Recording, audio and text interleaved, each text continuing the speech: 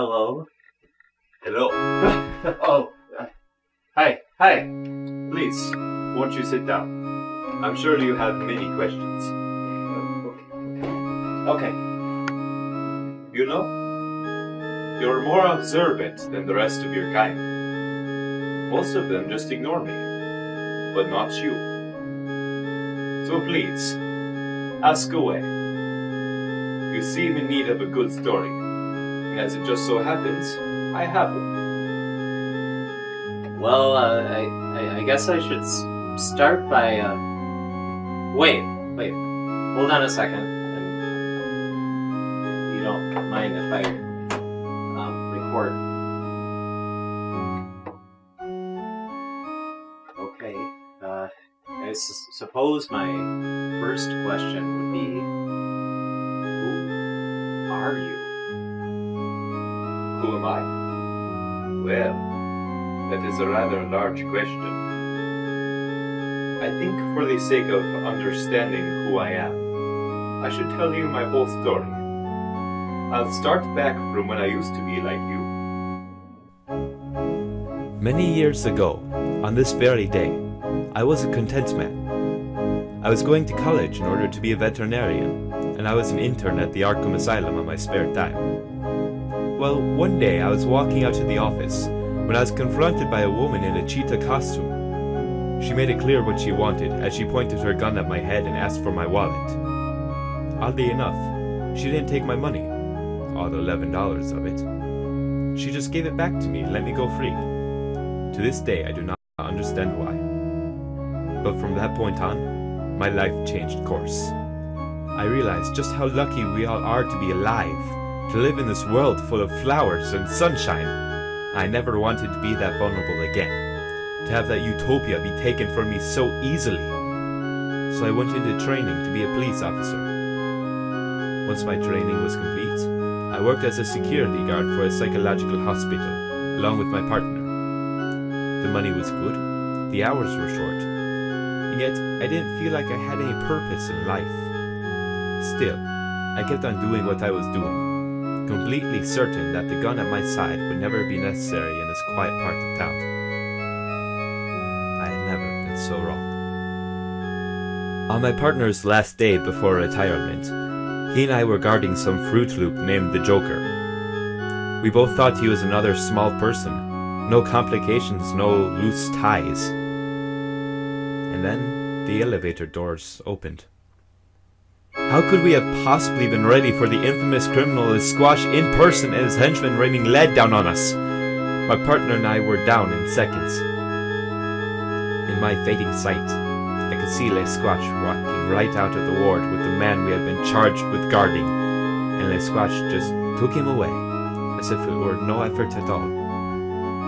As the elevator doors were closing, I could hear them laughing at my cruel fate, to die, bleeding out on that floor, all alone. I couldn't feel my legs, and the rest was fading fast. There was a telephone that seemed millions of miles away from me, on the floor by the receptionist's desk at the psychiatric ward. Les Squatch and his henchmen expected to see the last of me that day.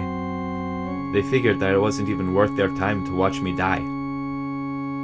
Which ended up being fortunate for me. Because I lived! I pulled myself to the telephone with my failing motor control and managed to contact an ambulance. Then I passed out. When I came to, my whole body was in a cast and I was being fed through a tube. I immediately asked how my partner was, and they told me that they had just taken him straight to the morgue and that it was a miracle that I survived.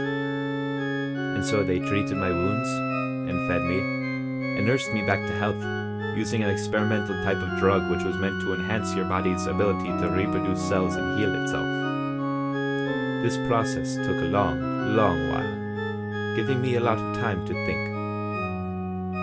My partner and I were standing guard on that door, fully armed, and the Squatch just waltzed in and took what he wanted without so much as breaking a sweat. Maybe, I thought to myself, maybe I was on the losing side. Maybe I had been batting for the wrong team. Wait. No, don't record that. That doesn't sound right. I was fighting the wrong battle. There, that sounds better. Okay, yeah.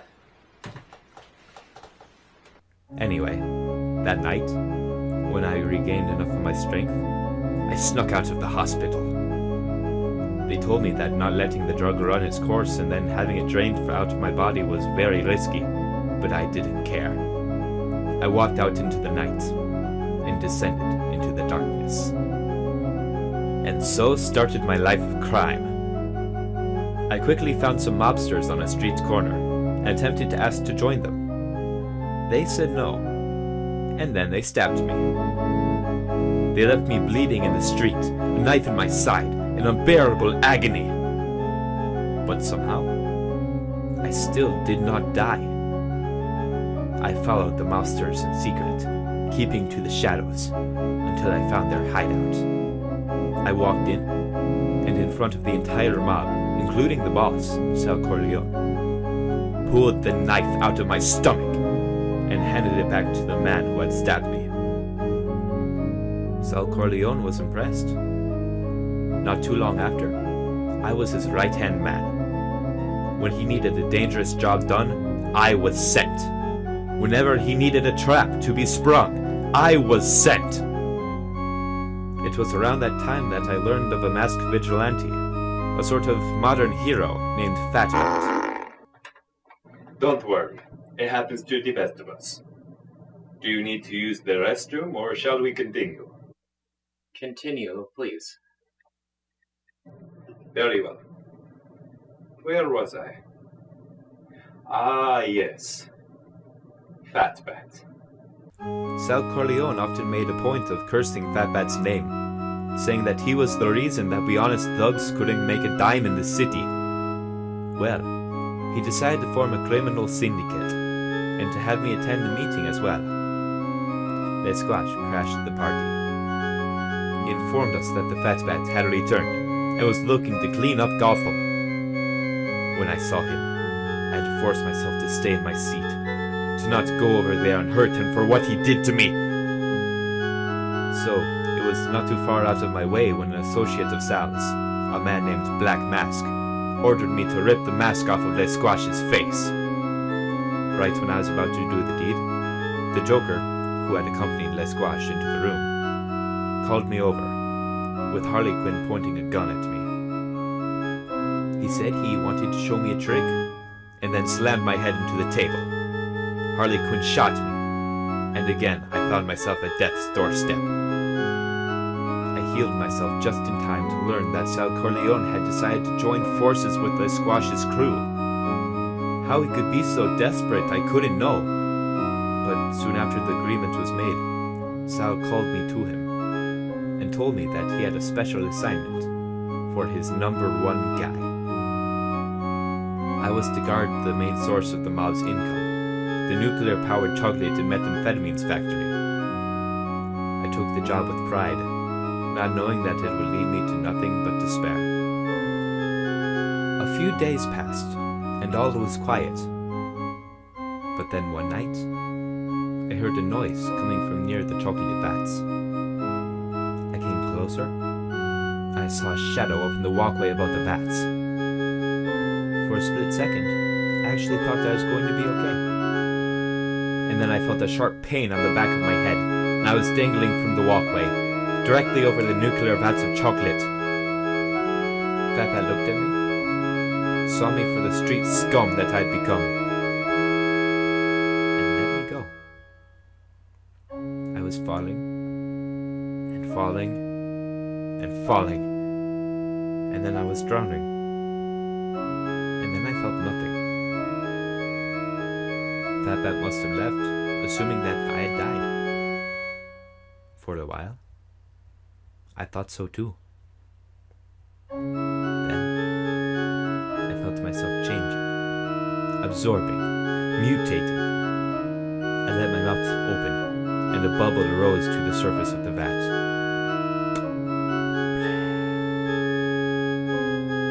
And then I was rising above the vat, rising above the pain, rising above the pathetic squirmings of these mortal beings who resided in my domain, in my world.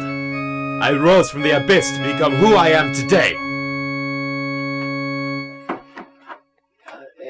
And who are you?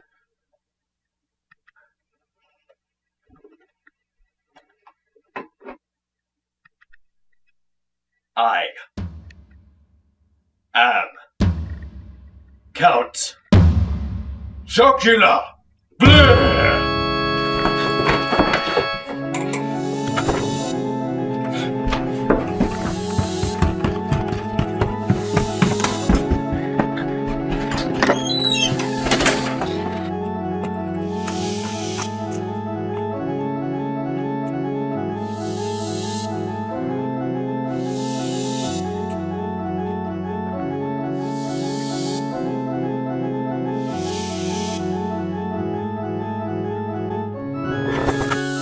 Yes.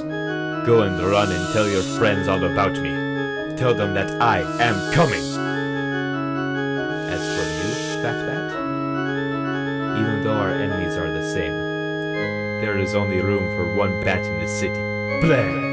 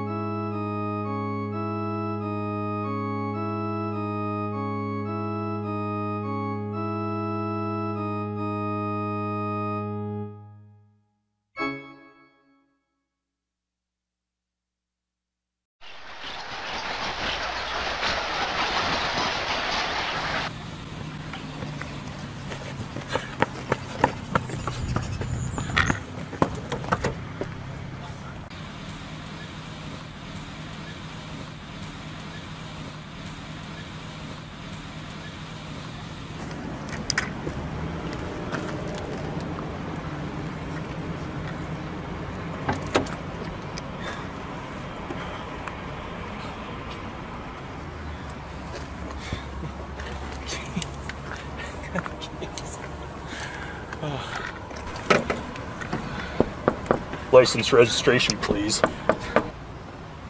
Man, you wouldn't believe what I just...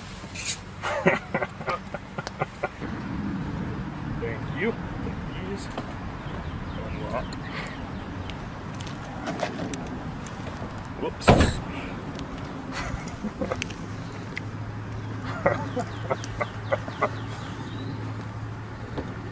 Man, you really stuck your neck out for those guys.